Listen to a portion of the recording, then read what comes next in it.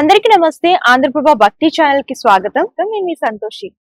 ప్రస్తుతం మనం సికింద్రాబాద్ టెంపుల్ అల్వాల్లో ఉన్నటువంటి శ్రీ ఉమాచంద్ర మౌళీశ్వర దేవాలయానికి అయితే వచ్చాము. ఈ దేవాలయము చాలా పురాతనమైన దేవాలయం. దగ్గర 800 ఏళ్ల చరిత్ర ఉన్న దేవాలయం.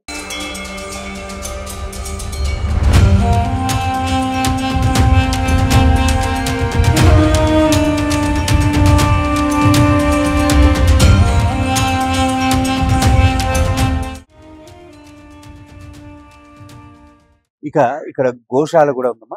చక్కగా గోవులకి చక్కగా రోజు వారికి ఏదైనా గోదానం చేయాలన్నా లేదా గోవులకి పూజ చేసుకోవాలన్నా ప్రత్యేకించి చేసుకోవచ్చు. ముఖ్యంగా ఏమిటంటే మనకు అన్ని సర్వదేవతా స్వరూపమైనటువంటి గోమాత యొక్క విశిష్టత తెలిసిన వాళ్ళు మాత్రం ఖచ్చితంగా ప్రతి ఇంట్లో కూడా ఒక గోవును పెంచుకుంటారు. ఏమిటంటే దాని ప్రత్యేకత, యజమాని ఒంట్లో ఏదన్నా రోగం ఉంటే ఆవును అలా నుమిరితే ఆవు ఆ రోగాన్ని గుర్తించి దానికి తగ్గటువంటి మేతను వేసి ఆ ఔషధ మొక్కల్ని తిని వచ్చి ఆయనకు పాలిస్తుంది. తనలో ఉన్నటువంటి ఎలాంటి జబ్బైనా కూడా పోతుంది. మూత్రం కూడా చాలా మంచిది. ఆవు యొక్క మయం కూడా ఎంతో మంచి విశిష్టత అని మన పురాణాలు చెప్తున్నాయి. మన ఆవు యొక్క విశిష్టం తెలుసుకుంటే మాత్రం ఇంట్లో కుక్కను పెంచుకునే బదులు గోమాతను పెంచుకోవచ్చు. వెళ్ళి గోమాతను చూడండి. చాలా ఇది రక్షణ కోసమే, వాటిని కాపాడడం కోసం ఇక్కడ దాదాపు 50 ఏళ్లుగా ఈ గోశాల ఉంది.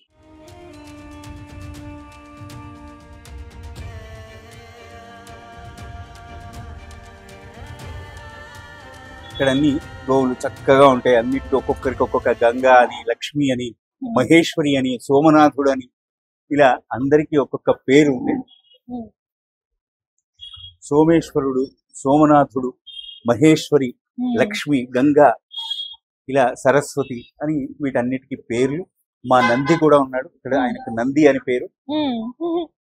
చాలా బాగుంటుంది. వాటికి దోమలు పుట్టకుండా కూడా మేమంతా కూడా ఈ జాలి అదంతా వేయించడం జరిగింది. వాటికి ఫ్యాన్లు, వాటిని మనం మన కన్న బిడ్డను ఎలాగైతే చూసుకుంటామో అంతకన్నా ఎక్కువ చూసుకుంటే అవి మనని అంతకన్నా మించి బాగా చూసుకుంటాయి. అంటే ఎవరైనా పూజలు చేసుకుంటారు. అమావాస్య నాడు ఆవుకు ప్రత్యేకించి పూజ చేసుకుంటే సాక్షాత్తు మహాలక్ష్మికి చేసినట్టే అన్నమాట.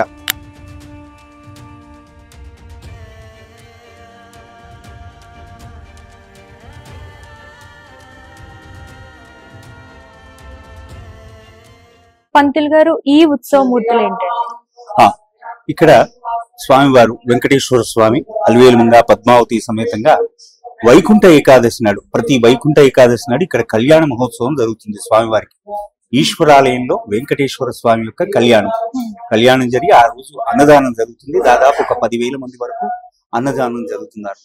వెంకటాద్రి సంస్థానం బ్రహ్మాండే నాస్తి కించన వెంకటేశ సమోదేవో నభూతో న భవిష్యతి అన్నారు కదా. అలా ఆ స్వామికి ఇక్కడ ఈశ్వరాలయంలో కళ్యాణం జరిగితే ఆయన మహదానంద పడిపోయి అందరికీ కావలసిన, మనకు తెలుసు గోవిందుడు ఏమిస్తాడు అంటే అన్నీ ఇస్తాడు అని అర్థం కదా. అందుకే ఆ స్వామికి ఇక్కడ కళ్యాణ మహోత్సవం ప్రతి వైకుంఠ ఏకాదశి నాడు జరుగుతుంది. ప్రతి ఏటా ఈ ఆలయంలో ఎలాంటి ప్రత్యేకమైన పూజలు, అంటే పండగలు ఇట్లా ఉంటాయి కదా, అప్పుడు ఎలాంటి పూజలు నిర్వహిస్తూ ఇక్కడ సంక్రాంతికి చక్కగా భోగి మంటలు వేయడం జరుగుతుంది. సంక్రాంతి కనుమ నాడు ప్రత్యేకించి ఏంటంటే ఆవులకు విశేషంగా పూజలు జరిగి పాడి పంట బాగుండాలని చెప్పి, రైతులంతా కూడా సుభిక్షంగా ఉండాలని చెప్పి ఇక్కడ పూజలు జరుగుతాయి. ఆనాడు అందరూ పచ్చగా ఉండాలని చెప్పి ప్రతి మూర్తికి కూడా, ప్రతి దేవతామూర్తికి కూడా పసుపు పచ్చని బట్టలు కట్టడం జరుగుతుంది. అంటే ఆ రోజంతా పసుపుమయంగా ఉంటుందన్నమాట. మేము కూడా ఆ రోజు పసుపు బట్టలు ధరించి అందరికీ కూడా పచ్చగా ఉండాలని చెప్పి పసుపు వస్త్రాలు వేస్తాం. అదొకటి. తర్వాత హోలీ కామదహనం కూడా చేస్తాం. ఇక్కడ కామదహనం చేసి ఆ విభూతితో చక్కగా స్వామివారికి అభిషేకం చేసి, రంగులతో చక్కగా ఈశ్వరుడికి అభిషేకం చేసి, అందరికీ కూడా రంగులతో అభిషేకం చేసి ఆ అభిషేకం రంగుల నీళ్లని అందరూ వచ్చిన భక్తులందరిపైన ప్రోక్షణ చేయడం జరుగుతుంది. అది రంగులు ఆడుకోవడం అంటే హోలీ అలా జరుగుతుంది. ఇక ఉగాది నాడు షడ్రసోపేతమైనటువంటి తీర్థం అంటే పచ్చడి, అది కూడా ఇక్కడ చేసి స్వామివారికి నివేదన చేసి పంచాంగ శ్రవణం ఉంటుంది. ఉగాది నాడు పంచాంగానికి పూజ చేసి పంచాంగ శ్రవణం జరుగుతుంది. అలాగే ఇక నవరాత్రులు, దసరా నవరాత్రులు, అమ్మవారి ఉత్సవాలు 9 రోజులు కూడా జరుగుతాయి. 9 రోజులు అన్నదానం ఉంటుంది. తర్వాత అమ్మవారిని ఊరేగింపు చేసి చక్కగా కోనేట్లో వేయడం జరుగుతుంది. ఇక మహాశివరాత్రి అట్లాగే ఆరుద్రోత్సవం చాలా బ్రహ్మాండంగా జరుగుతుంది. స్వామికి ఉదయం 2 సమయంలో చక్కగా ఆరుద్రోత్సవం జరుగుతుంది. స్వామివారికి చక్కగా అభిషేకం, కళ్యాణం జరిగి పల్లకి సేవ ఉంటుంది. అలాగే ప్రతి ఉత్సవం కూడా, ప్రతి వేడుక, శ్రీరామనవమి నాడు కూడా రామచంద్రమూర్తి కళ్యాణం జరుగుతుంది ఇక్కడ. అలాగే హనుమత్ జయంతి నాడు చక్కగా సువర్చలాంజనేయ స్వామి వారి యొక్క కళ్యాణం జరుగుతుంది. ఇక ప్రతి మాస శివరాత్రి, ప్రతి నెలలో వచ్చేటటువంటి మాస శివరాత్రి నాడు శివపార్వతుల కళ్యాణం జరుగుతుంది. ఒక భాద్రపద మాసంలో పితృపక్షాలు వస్తాయి కాబట్టి ఆ ఒక్క మాసంలోనే కళ్యాణం ఉండదు. మిగతా 11 మాసాలు కూడా కళ్యాణం జరుగుతుంది. ఇక ప్రతి వేడుక కూడా ఇక్కడ జరుగుతుంది. మనది ఇది అసలు 365 రోజులు కూడా మనకు ఒక తిథి, ఒక వారము, ఒక నక్షత్రం ఉంటుంది. కాబట్టి ఈ సనాతనమైనటువంటి ధర్మంలో సనాతనమైనటువంటి ఈ పద్ధతిని, సంప్రదాయాన్ని మన ఋషులు ఏమన్నారంటే ప్రతిరోజు పండగే మనకి. కాబట్టి ప్రతిరోజు కూడా ఉత్సవం లాగానే జరుగుతూ ఉంటుంది ఇక్కడ అని చెప్పడంలో ఏమాత్రం అతిశయం లేదు. ప్రతి సోమవారం కూడా ఇక్కడ చక్కగా అన్నదానాలు జరుగుతాయి. ప్రతి పున్నమ నాడు సత్యనారాయణ స్వామి వ్రతాలు జరుగుతూ ఉంటాయి ఇక్కడ. ఇదమ్మా ఈ ఆలయ విశేషం. పంతులు గారు, ఆలయం విశిష్టత, అలాగే ఉప ఆలయాలన్నీ కూడా చాలా చక్కగా వివరించారు. ఎలాంటి పూజలు నిర్వహిస్తారు, ఏంటి, అవన్నీ కూడా క్లియర్ గా ఎక్స్ప్లెయిన్ చేశారు. చాలా చక్కగా వివరించారండి. ధన్యవాదాలు. సో చూసారు కదండి, ఆలయం అంతా కూడా. అండ్ ఇక్కడ చాలా ఉప ఆలయాలు అయితే ఉన్నాయి. అండ్ ఈ కట్టడాలన్నీ కూడా పురాతనమైన కట్టడాలు.